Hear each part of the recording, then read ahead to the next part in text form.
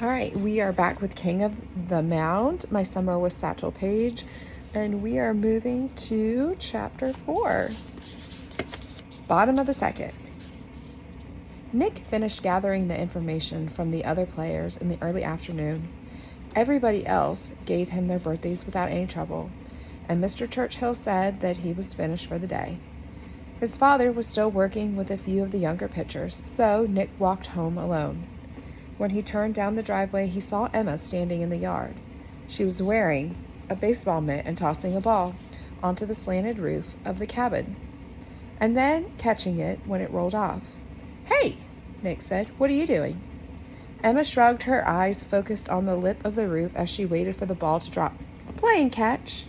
"With a cabin?" "Well, boys around here won't play catch with a girl, and the girls all like hopscotch and those other stupid games. And I used to throw with my dad, but he ran off, so now I play with the cabin." "Oh," Nick paused. He hadn't played a real game of catch since before he got sick. A month earlier, one of the orderlies at the hospital had taken him outside with a glove and a ball, but a doctor had caught them and sent them back upstairs before they could actually throw. Part of Nick was scared. He didn't want to find out that he was so bad that he'd never be able to pitch again. But the other part missed playing baseball so much that it felt like a constant dull ache in his stomach. "I'll play catch with you," Nick said finally, "but only if we don't talk." She gave him a funny look. "Why can't we talk?" "It's just a rule we have," Nick said. "Me and my dad." "Okay," she said. Nick went inside the cabin and got his glove out of the bottom of his duffel. Emma was standing in the middle of the yard when Nick returned, and they stood about 15 feet apart. Nick carefully set his feet at an angle so he wouldn't have to move his bad leg to catch and throw. Although Nick expected her to throw him a lollipop, that was his father's word for a soft toss. She whipped her arm forward and gunned it right into his chest. "Good throw," Nick said. "I thought we weren't talking," she said. Nick smiled and then threw the ball back. It felt weird not to move his feet, but the ball snapped off his fingers and the way he remembered and cracked into her glove. After a few more tosses, Nick began to settle into the rhythm. This was why he and his dad didn't like to talk when playing catch. After a while, the motion would become automatic, and your mind would wander to a quiet, relaxing place. Sometimes the simple act of throwing a ball could make all the stress and clamor of the world disappear. After 15 or 20 minutes, both of their throws started getting a little erratic, and Nick realized that they were getting tired. "Thanks," he said to Emma as he flipped the ball to her a final time. "You want to go get ice cream?" she asked. "My mom gave me a dime." "My dad doesn't want me to leave the cabin," Nick said. She wrinkled her brow. "That's what you said yesterday, but you left anyway and we had fun, right?" "Yeah," Nick said, "but he was really mad."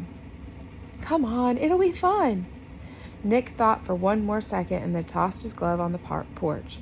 Maybe he was going to get in trouble again, but he was still upset from the night before, and technically his father hadn't said anything about staying at the cabin before he left the ballpark. "I think ice cream is my favorite food," Emma abruptly said, breaking Nick's train of thought. "It's not really a food," Nick said. "It's dessert." "Then it's my favorite dessert. What about you?" Nick thought for a moment. "I like ice cream in the summer, chocolate cake in the winter." "My mom makes the best chocolate cake," Emma said. "She's a good cook. You should come over for dinner sometime." "I'll have to ask my dad," Nick said. They were silent for a dozen steps. Emma glanced at Nick out of the corner of her eye. "What's he like?" "Who, my dad?" "He used to be my favorite player on the team. I like catchers." "He's a great catcher," Nick said, "but it's hard when you get older. My dad says it's like owning a car.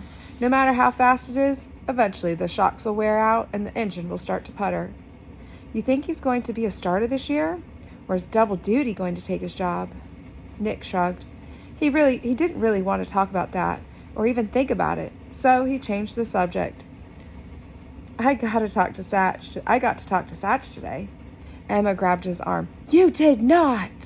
"I did. Mr. Churchill told me to get the birthday of everyone on the team, and Satch wouldn't tell me. I think he likes being mysterious." The words tumbled out of her mouth. "What was he like? Were his hands big? Did he say anything funny?" He was different. Nick paused. He gave me a nickname. Really? What? Hop along. Like a cowboy from the comics? Yeah, because of the way I walk with my brace. Her forehead wrinkled. That's kind of mean. It's just baseball, Nick said. Guys are called Fats and Stumpy and Goofy. There's even a guy who played for the Tigers called Stinky. Stinky? She was quiet for a moment. I wish Satch would give me a nickname. Nick just smiled. A minute later, they reached Bismarck's small downtown. The ice cream parlor was on the first block of Main Street that had stores, and they went inside and veered through the foggy glass at the assortment of favors. After a long bout of deliberation, Emma got chocolate, and Nick chose strawberry. When she finished paying, they went outside and sat on the curb, frantically licking so the ice cream wouldn't melt and run down onto their hands. Thanks, Nick said when he was down to just the bottom half of his cone. They had ice cream at the hospital, but it was really bad. Emma looked at him puzzled. How can ice cream be bad? It tasted sour, and there was always something wrong with the freezer because it always had this icy fuzz on top. Emma wrinkled her nose. A pair of kids emerged from the general store across the street. Nick recognized them immediately. It was Tom and Nate, two of his old friends from school. I gotta get home, Nick said. If I'm not there when my dad gets back, he'll kill me. He stood, popped the last bit of his cone in his mouth, and then hobbled as fast as he could back down Main Street. Emma caught up with him after a few steps. She was practically skipping to keep up with his pace. What's wrong? She asked. Nothing, Nick said. Was it those kids? Nope, I just can't be late, not 2 days in a row. Emma stopped. I'm supposed to meet my mom down here. Okay, Nick said over his shoulder. Thanks again for the ice cream. Although Nick could feel Emma's eyes on his back as he continued walking away, he resisted the urge to turn around. She was right. Nick hadn't realized it until the moment he saw Tom and Nate, but he wasn't ready to see any of his old friends from school. They would stare at his brace and ask him questions about the hospital and whether or not he could pitch again, and it would be a reminder of how much his life had changed since the fateful day when he woke up with a fever, and Nick wasn't ready to deal with that. Not yet. When Nick was halfway home, he noticed a state police car pulled over on the side of the road behind a silver convertible. As he got closer, he realized that Satch was sitting on the curb as a sour-looking policeman tore through the convertible's glove box. Hello, Mr. Paige, Nick said when he reached the convertible. Satch glanced at him and then smiled. No need to Mr. Me, Hop-along, he said. Ain't nobody who don't call me Satch.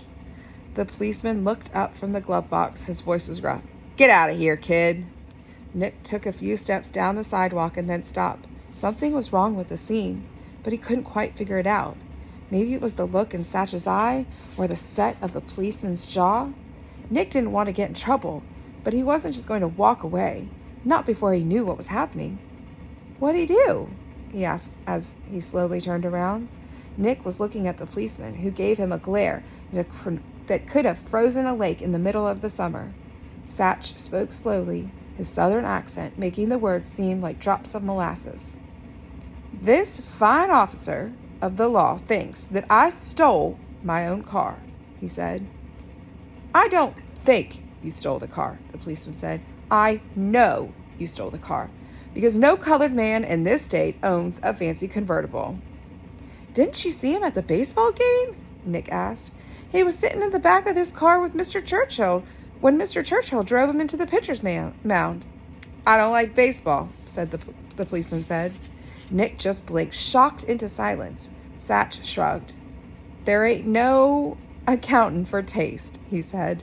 The policeman finally finished digging through the glove box and slowly straightened, his frosty eyes focusing on Nick. You say you know this man? Everyone knows him, Nick said. He's Satchel Paige. He plays for Mr. Churchill's team? He's the star of the team. Nick knew his voice was getting louder, but he couldn't help himself.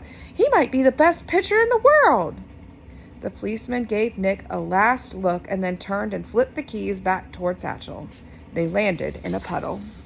I'll be watching you, he said to Satch. Don't get uppity.